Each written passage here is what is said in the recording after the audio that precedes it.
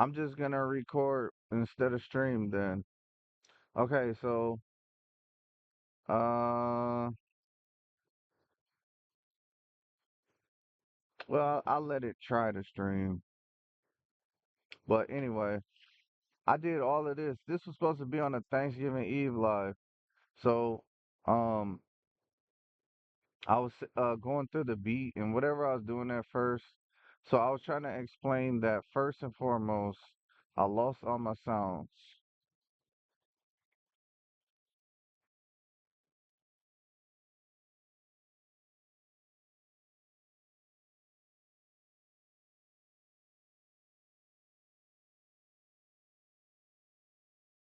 I was trying to say explain I lost my sounds and I'd have to sit here, edit the drums, all of this stuff. I was talking about editing the hat,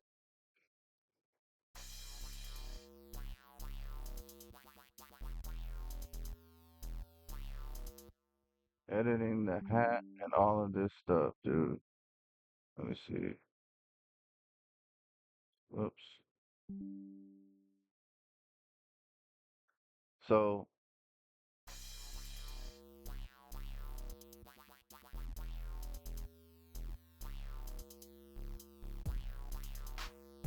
anyway, the thing I was trying to show you is I know how to hold on, bring that down a little bit. Set up the the mixers. Okay. So I was talking about every track is usually routed to the master out, but I usually do something like this here. And I was talking about how you can color coordinate the channels, um, and whatnot. So you know where you're working with. Same thing with the patterns. And I was saying, I'll set it up where you see the difference between which sequence you're working with. And I usually put an entire sequence in one pattern and then just flip. Whether I put like transition, I might take 52, copy it to 53.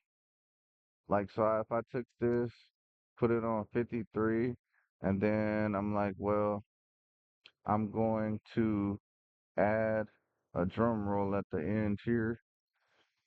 And then I'm going to say, oh, well, I'm going to let that ride.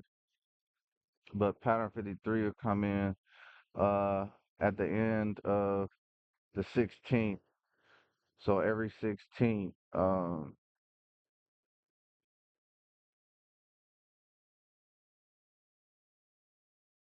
it like a transition or roll sequence, you know, color it so I can visually see what's going on. Back to the mixer. Um, basically, what I've done here is I've created mix channels and drum mix. So instead of it going just straight to the master, I have every drum involved in my song to the drum mix. So what that's gonna do is it's gonna give me control. What the hell? Why do I still hear it? Oh, that's right. The compression is still on. Let me see. Hold on. Let me turn all that off so you can just see my. When I mute the drum mix, you see the audio going through, but you don't hear it because it's being controlled by this channel, and this drum mix is then going out to the master. So in theory here, I'm creating sub channels to the master. Now, I could, in fact, I did the same thing to instruments. Okay, they aren't color coded, so you're probably wondering where they are. They're here, and let me see. That one's not routed, but this one, I was supposed to have these going here. So you turn it off from the master, same thing, right?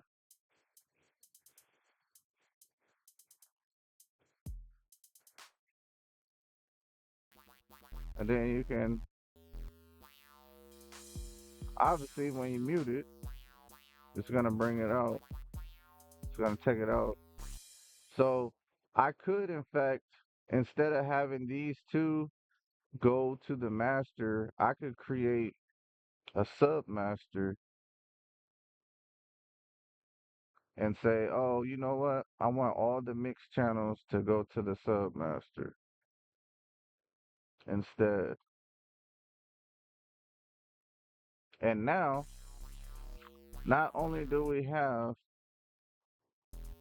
the mix channels for the drum and instruments, but we now have the sub master. Why would you do that? Well, you could put a final multi-band compressor or something on there if you want it, you know? So there's no telling what exactly you may want to do there. Or maybe you want to, for mastering purposes, if you wanted to add one of those or something. Now you have that limiter action going on. And matter of fact, I'd probably put that before the. So you can do all kind of stuff. And actually, I'm gonna mute that. So I didn't even talk about my sins. And I also have sins set up. I have my sins usually set up from the individual channels. So for example, I want to put a reverb on there. I have the reverb. Hold on, let me get rid of the instruments right quick. I'm gonna show you something. See how when I mute the drum mix, you can hear only the reverb from the send, because it's a send. So I take the dry signal out of it. I don't allow the dry signal to come through, only the wet. The wet basically means everything from the verb unit with none of the original signal coming through, only what has been processed by the reverb. And that's, you know, the thing that you can do with that is if you start automating, you can like it's dry, right? Hold on, bring it over here. You can get this kind of stuff going on.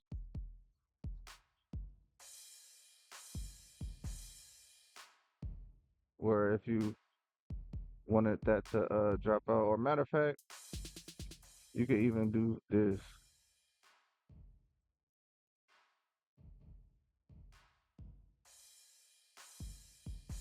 You know, that's when you can really like take control.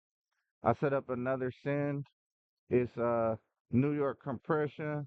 So I sent all the drums to the New York compression as well. And I just put a distortion unit on there just real quick to prove what that can do. Get that New York compression going. You hear the difference, right? That kicks more punch, snare more punch. You really got that hit going.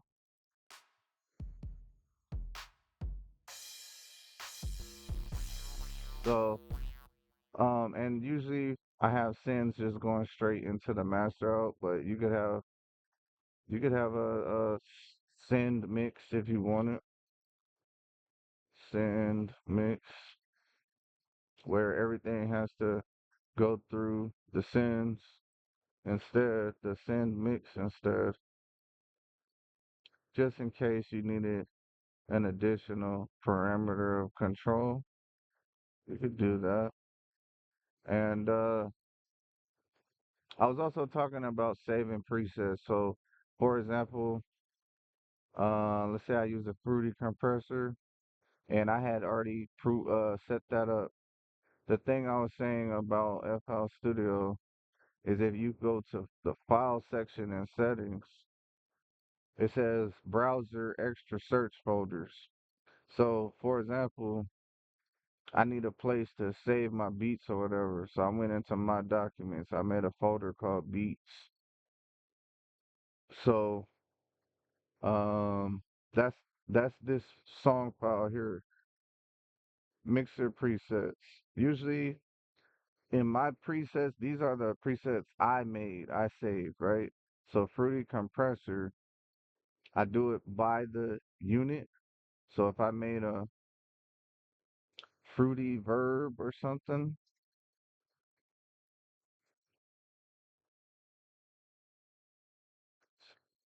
or a pitch shifter, whatever. So let's say I have fruity verb. Let's say I set it up. I wanted to do all this kind of stuff. Then I save preset as, I'm gonna go to my folder,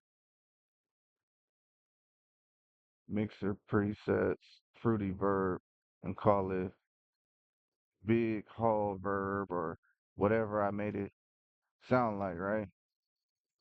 Which actually this is not a hall verb, but if I open up a fruity verb, now that I set up my folder with the beats, I'm like, oh, I'm gonna go to documents, beats 2024, and then all of a sudden I refresh. Now beats is inside of my browser.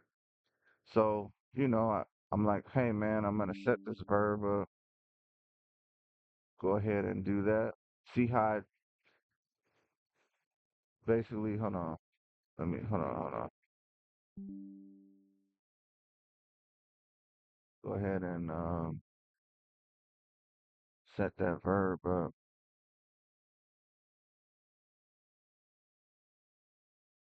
I drag it, and you see that it instantly changes. So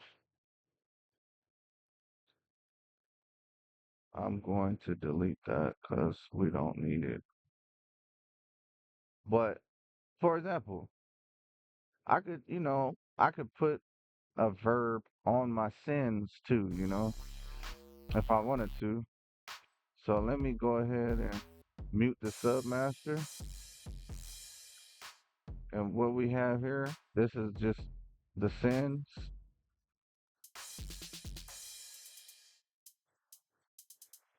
Hold on. I forgot to, whoops. What is that?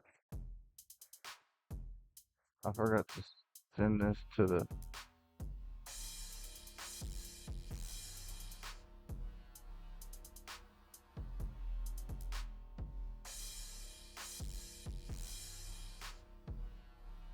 uh, you know, wanted to add a verb onto the sends. You can get real crazy with.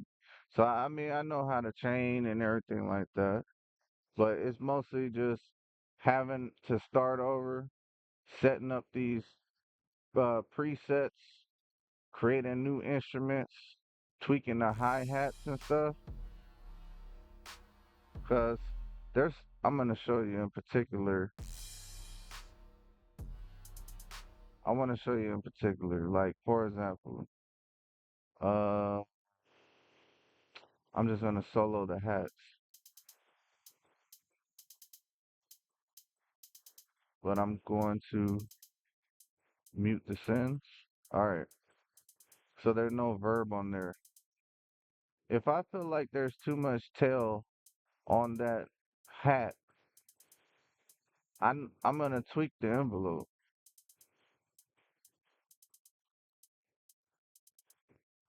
As you can see, I really chopped it down. Or if I feel like I want it to sound more like a shaker or something, I can tweak that attack so it's a softer attack. I know how to do all that, but that's what I have to do. I have to get in here and create all new sounds, all new presets. But I'm gonna get the ball rolling. It's not gonna be that hard to do. I can get pretty much straight to it. So this is what I was messing around with. This is what the live was supposed to turn into by the end of it. And I wound up having like three different beats in here or something. I don't know what I was doing. Like,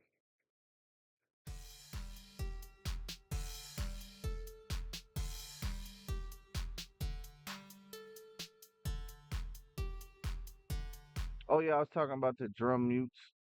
I have a pattern. So same thing, how you have, all right, I'm on pattern 52.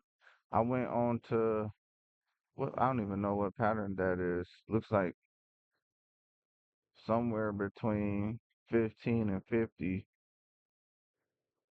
pattern 30. So I went on pattern 30 and I recorded some automation where all you gotta do is hit record, boom, and then I'm press start muting channels, and when I'm done, I just stop recording. So I made drum mutes and hat mutes, and you see that it's dropping out. That's no problem. I can definitely get all that going. The automation.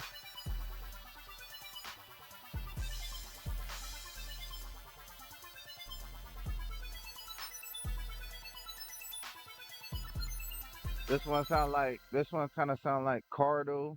And I was talking about how I like to start with the instruments, and I was trying to come up with the progression, and it's hard to do that from the typing keyboard. I need a real MIDI keyboard, but accidentals. So I did it all in C major, and I was trying to explain all that on the video, but this is me just trying to redo it right quick this morning. C major, so that's no sharps or flats. Came up with some chords, and I was doing that, and then I was saying like, now I got like four chords going instead of having the same beat. Let me see if I can flip it. That's how I wound up with that other one. So then I was like, well, nah, that's a whole different beat now. So I was just messing around with the sequence, but this was this is the second one. After I got the drums going, cause first part I did the drums, then I was messing with the mixer. I was explaining the mixer. Then when I started messing with the instruments, I came up with this. Sound kind of like some Cardo, and then I arpeggiated. I was combining the two sounds.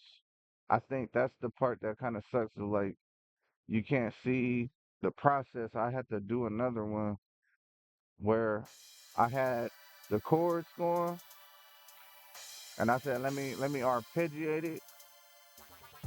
So I put the lead behind the pad, combined it, and I used the tools. I was like, all right, go in here to the tools, Control or Alt A, and go ahead and do all that. We did all that. We already did all that. So anyway, this is what it sounds like.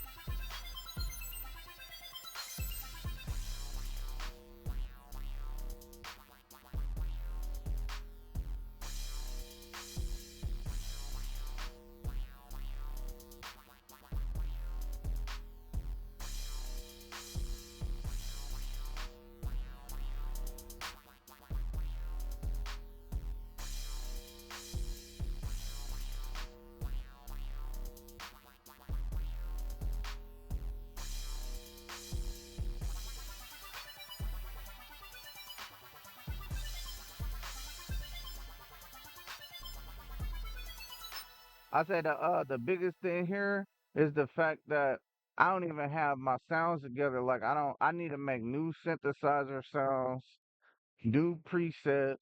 I had to, tweak synthesizers, tweak drums, edit, EQ, compress. I gotta redo all of it. So like everything I came up with right now, like this isn't really how I be getting down with the synthesizer, but it's just something I came up with right quick. You know what I'm saying? And then from there I just had to build it. But I was saying my 3X, when I usually just need a sub bass right fast, I open 3X and combine the sine wave with the square wave. Um, Sines and squares are usually what I go with, and then you see I slightly detuned it. That's why it kind of has like that little more stereo effect, because it's just like off a little bit. So you know what I'm saying? Like,